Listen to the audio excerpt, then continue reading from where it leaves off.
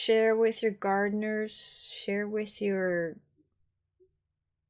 I don't know. I'm trying to figure out. My sister says share with your weeds, share with your flowers, but I don't like that.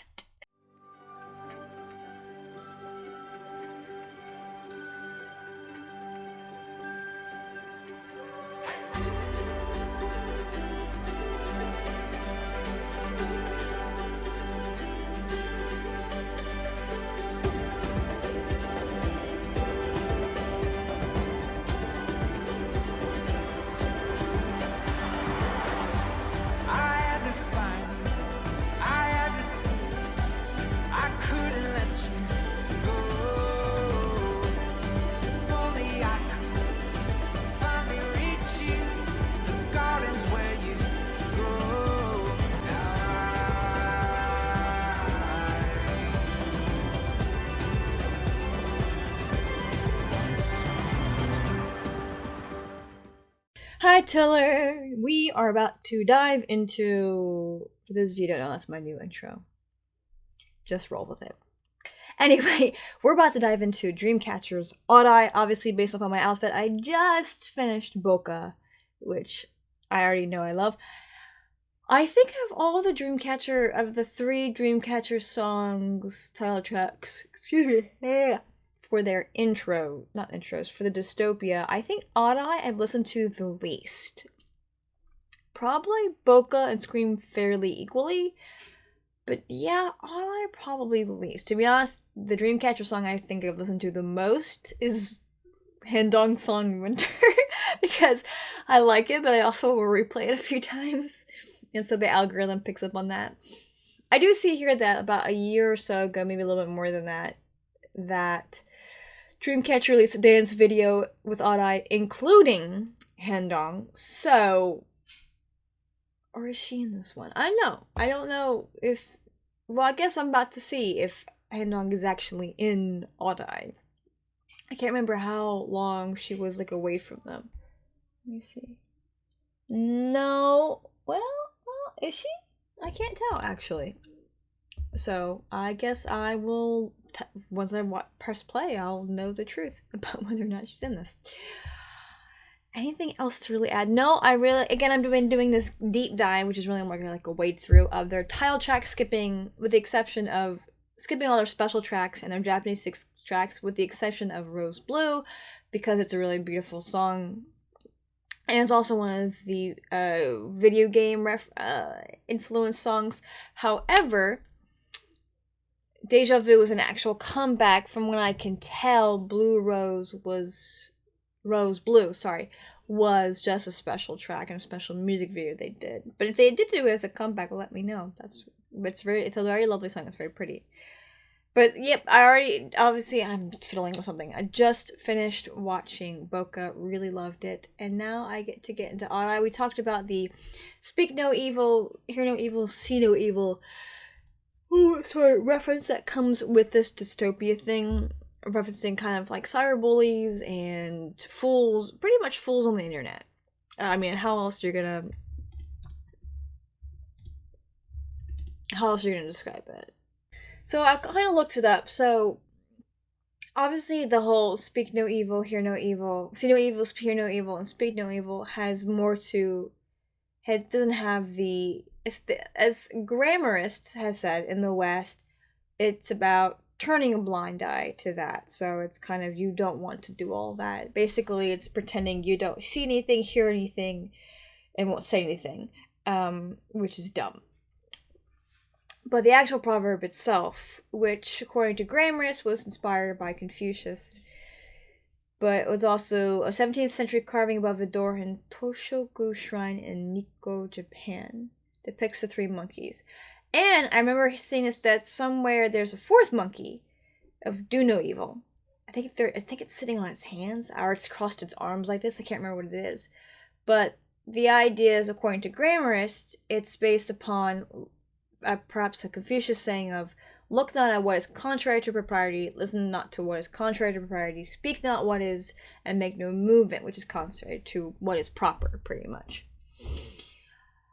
And of course,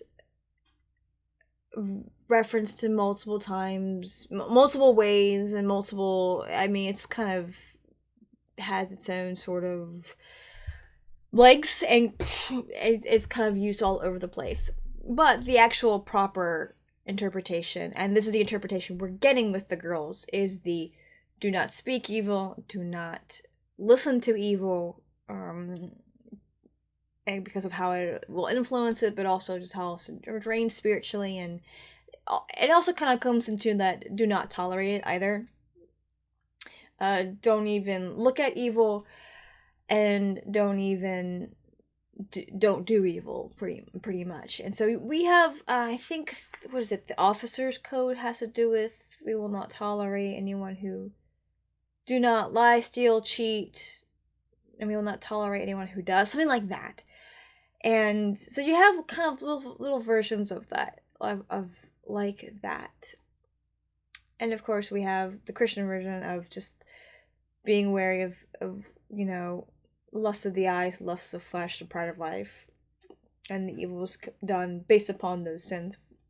The song by Thrice Black Honey, I think, kind of is influenced by that. I have a tattoo based on that song, Black Honey. And but that kind of like, be careful little heart careful little eyes what you see, be careful little ears what you hear, be careful little is there a little mouth what you speak? And it's kind of this warning of, if what you see affects the soul, what you hear affects the soul. So my music and what the music and the themes, maybe not themes, but the messages that are in them are very important. And of course, some people assume that because it sounds pleasant, it's going to be a pleasant song. But sometimes you listen to really fun-sounding songs, you listen to the lyrics, you're like, this song is awful. It's an awful, immoral, evil song. This is awful. This is disgusting. And then people will make fun of heavy metal, but a lot of heavy metal music is about fighting your demons and not being... And basically this, like, don't commit acts of evil. Don't tolerate it. Don't do anything like that within myself and within others. And it's about fighting against that evil within and without. So a lot of, like, for me, my favorite heavy metal, not all metals like this. We've reached the end of this arc. Now we're getting into the see no evil kind of thing. And again, the interpretation of do not look upon evil. And also, in essence, with the do no evil, all this kind of culminates is like, do not tolerate this behavior. Do not tolerate this within yourself and within others. That's all I've got to say. So without further ado, on YouTube, I do pause because sometimes you just need to do so. And that's how reactors roll. We pause, we rewind. It's what we do. Get over it. Let's dive in. Pressing play. So we're coming back to the masks then, but the cool part is Yuyeon's sitting in the mask this time. Ooh, the colors. I love this. Now we're inside of a weird futuristic building. But I love how this is also part of the road to utopia, so there's like a positive aspect to this. Are all 7 here? Yay! That's awesome that they get to end the Dystopia series with Handong with them. Okay. And the beat drops, so this is really cool.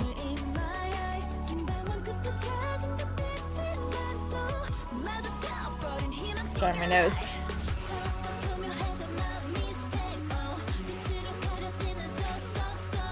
Again, it's the phone thing. Oh, Shion with the... That's really cool.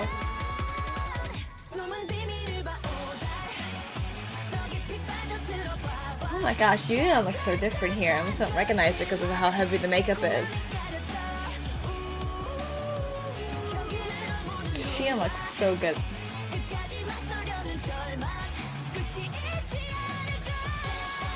The world's melting. No more utopia. Okay, so here's interesting. It's always right before Dami's part. Every time. I always pause before Dami's part. Every time. Where was I going with this? Oh, okay, so... Where was I going with this? Oh my gosh. Okay, yes, here we go. So, I mentioned this, I think, when I did my... I'm looking at the display. When I did my Boko reaction is that I had deleted Instagram off my phone. Probably should re-delete it too after I finish my time at the at the concert. But I deleted my Instagram app off the phone, and a few days later I was like, I feel really good, but nothing's changed. What hasn't changed? Oh wait, the app's not on my phone. I'm not constantly taking stuff in. That doesn't mean I'm taking in a lot of bad stuff. But just because it's not evil doesn't mean it's helpful. I forget, I'm all really bad verse references, but Paul talks about, God, I'm so bad at verse references. He talks about, it's not there are things that are not sinful, they're not evil, but they're not helpful. So me wasting time on my phone, I can be looking at really sweet stuff. I could be even looking at really educational stuff. But that constant scrolling, kind of just taking stuff in is not helpful. And there are a lot of, what's the word I'm looking for? Studies, third party or non-propriety or whatever the term is, studies that talk about links of depression and anxiety to social media and being on it all the time. Go outside, read a book. My gosh, get off of the computer. The music video of Ju being on the screen, of Yuyeon going away and being on the screen. So they're taking stuff in, and I'm assuming they're seeing things they really shouldn't be seeing that's going to be detrimental to their soul. And we see like the light coming from the phone. Well, you absorb that light. Your skin literally absorbs that light. Your eyes absorb that light. It's not healthy. It's not good. And it brings destruction. Again, right before Dami's part, every time. Yeah. Get a little deeper every time. It's so funny.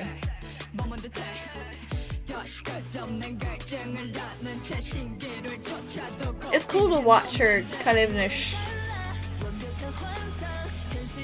and this is so cool. I love how they get to, it's kind of like a reference to the Mummy. It is a reference to the Mummy. The newish one. The newish one. It's just covered in stickers, which I think is a reference to, isn't that a reference to like a Japanese thing? I can't remember. Or is that just emoticons?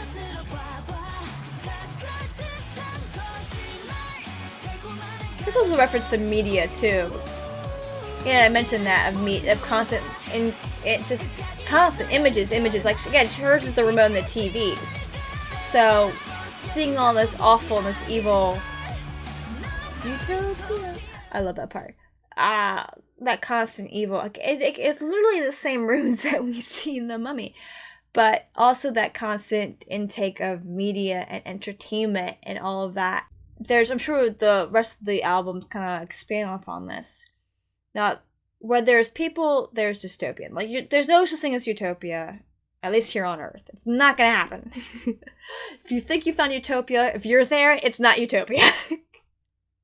Where there are people problems. But you cannot, now good things can happen because of the internet, but that comes about from people living in the real world, accomplishing real things in their communities, and using the internet as a tool to help them accomplish more. But you can't make it a place to live. It's not a place to stay.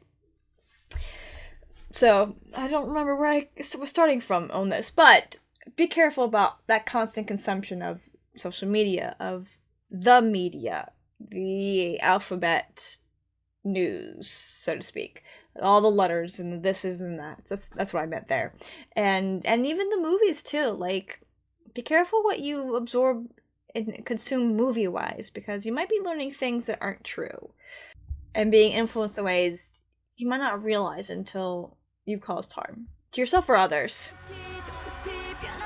Ooh, a little bit higher there on Dami. Nice. That's so soft. Nice. Oh. Okay, I'll wait after Hanjang's part.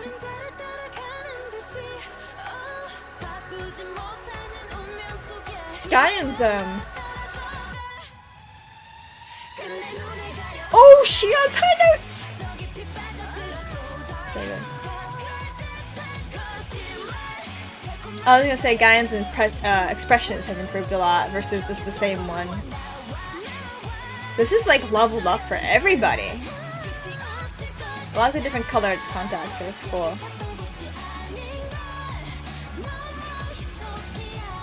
Nice. And I do see how it's an evolution of the red makeup around them, which is also...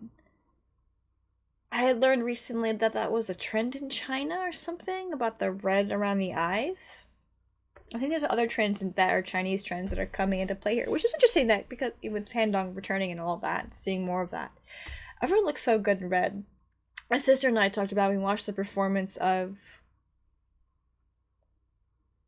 Scream, that it's cool when their outfits match, but they don't match. Kind of like bridesmaids dresses. But as far as the point, the point is, I like the reference of like the red around their eyes and how their costuming spills over into Maison. I would. I mean, let me see. Because yeah, because is on a kind of summer special mini album. Think of it as an interlude, like an interruption. Maison is the beginning of the apocalypse sort of arc. So we've reached the end of the dystopia. So it's kind of almost like, as we've experienced, I know this is kind of like my review thing, but as we've experienced this dystopia, it's really kind of almost fallen into, like, we're watching the world fall apart. First we see in... Okay, I'll say this, or otherwise I'm going to forget it. First we see in Scream how, with the old pillars and the kind of nature and all of that, we see sort of the older stuff, the good that from the past, and the foundations start to crumble apart and be destroyed. And then we see with Boca urban decay and the more modern stuff kind of falling apart around us. And now with Audai, we're in this kind of weird, very cold, very corporate-y feel. And the tree, which was sort of this beautiful big red tree, whitish reddish tree, in this almost icy wasteland, has now been contained in this facility of some sort. And it looks like it's shrunk. And I'm assuming that was on purpose and not some sort of error in, you know, the CGI. But it was dystopia. So we've Road to Utopia. So we have Road to Utopia, but then the next era is Apocalypse. So it's that Road to Utopia has been interrupted. There's like this kind of hopefulness, but the apocalypse have hit. And now the apocalypse has happened. So now we have to deal with what the issues we've caused through the dystopia, through the downfall. Now we're in full-blown apocalypse mode. That's kind of really cool. And everything that we've seen is destruction everywhere. That's my assumption anyway, if I like connect to each one. If they're all sort of connected. Or maybe they're standalone arcs. I don't know. That was beautiful though. I really do like, this was fun. Oh, in the end, the Dreamcatchers couldn't find the utopia, what they dreamed of. Oh, again, it doesn't end well. And the tree... It's almost being like, the life is almost being like sucked out of it. So they failed. And the apocalypse came. Oh my gosh, that's awful. Someone said Dreamcatcher's videos don't end well. Okay. Alright, I've said a lot already that was meant for the review, but I'm gonna rewatch it, turn on the lyrics actually so I know really what they're saying, and then I'll talk more about it. So let's actually talk about this. So I did turn the lyrics on, and either the translations have just gotten better, or their lyrics have grown more and more sophisticated over the years, and just feel like they're grown more sophisticated. So good. I love lines of shedding countless sorrows, appearing in a new world. So also this odd eye thing is, I don't know if it's something's odd in the eye, or it's kind of this idea of wearing like not colored contacts, like filters or something over your own eye. So the idea of things are getting better, but it's all mirage. Like, it's not getting better. In fact, it's probably getting worse. And I love the lines like, you know, caught off guard by a smile. Or maybe the odd eye is like an odd eye able to look deeper into the situation. Other line, everything's a plausible lie overshadowed by sweetness. And that's how, I mean, that sophisticated liars is how they get it. They sprinkle a little bit of truth in there. They mix in something in that seems very plausible, that lie. And then they kind of have this sweet personality. Politicians are great at that. Interesting enough, when you read old literature from 1800s, early 1900s, gosh, even back in the Roman days, politicians have not changed. They're still the same. Plausible lies with great personalities and charismatic. And, you know, that's why the Bible warns about it. There's other sayings in other countries, too, that worry, like, cultures that, you know, warn against, you know, charming people, because charm is deceitful. And I like covering the reality, visible ending, cough by it. Almost like there's little moments where, like, Yunyan seems to drink some poison, which is very depressing. Didn't she drink something else? Was it she that drank something? Or no, Ji drank something. Okay. Pandong's lines are amazing. I love it. Also, just like Dami's sweet voices, sweet upper register for the bridge. Love that, paired with Jiu. But I like the also line, and wants to change in a hurry, ideal dream. Desire fading away little by little. And then Hendang coming in, falling shadow was coming after me. Didn't this guy have a line? Oh, in a fate that cannot be changed, hope is fading away.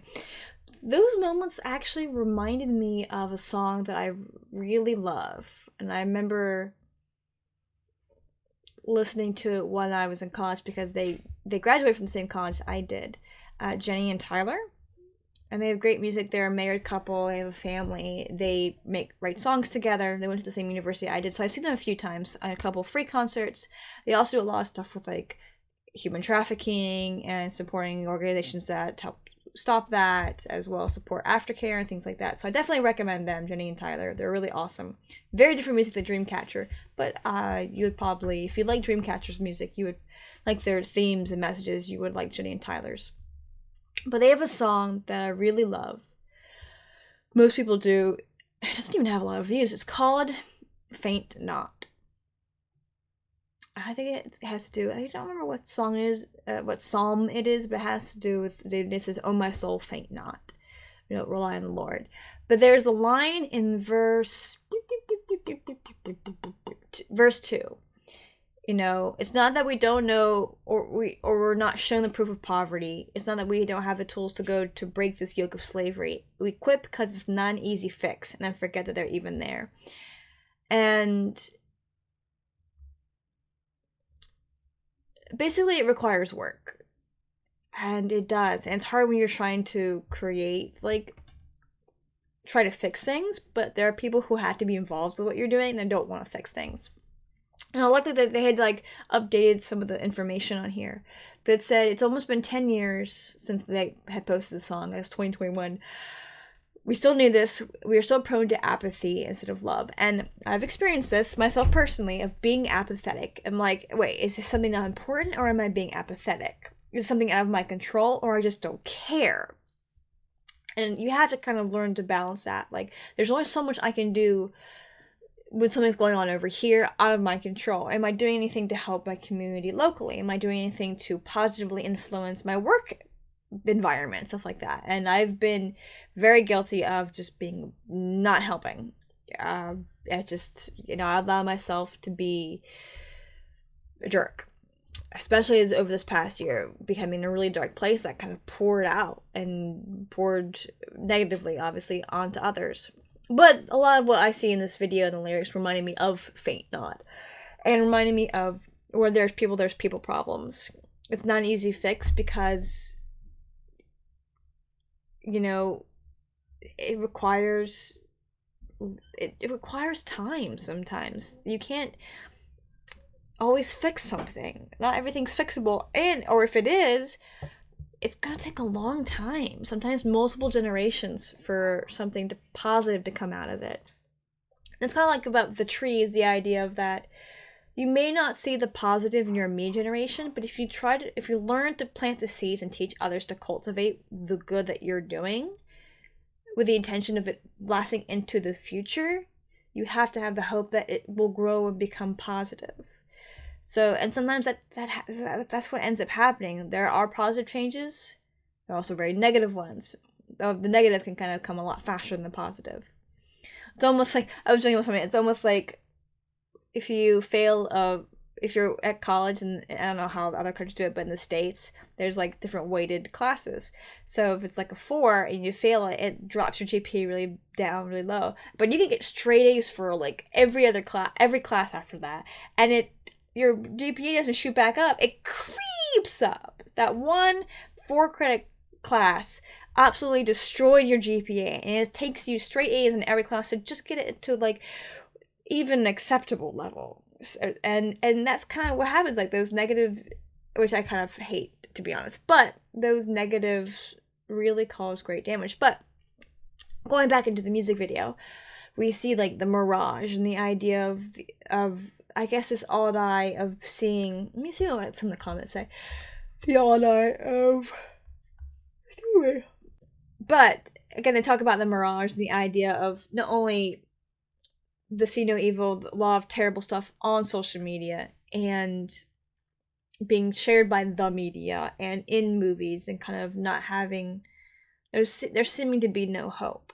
I mean, obviously they didn't reach their utopia. They didn't make it to the end in terms of, what they were striving for didn't work out. And so now we're in the apocalypse, which is their next era. With because being the summer interlude, the dark summer interlude, but the summer interlude. Anyway, I really liked it. I think my favorite songs are, so far, the dystopia era songs. And we can tell from the music videos, the choreography has improved greatly. It's super sophisticated. It's sharp. It's good. Suyeon is an amazing choreographer who understands the girls clearly and is great at her job. The lyrics have become incredibly more sophisticated, in my opinion. Anything else to add? No, I kind of blathered on a lot for these last 2 videos, and I still have Because, Maison, Vision, and Reason. I think Reason, my sister's definitely gonna watch it with me. Anyway, till next time.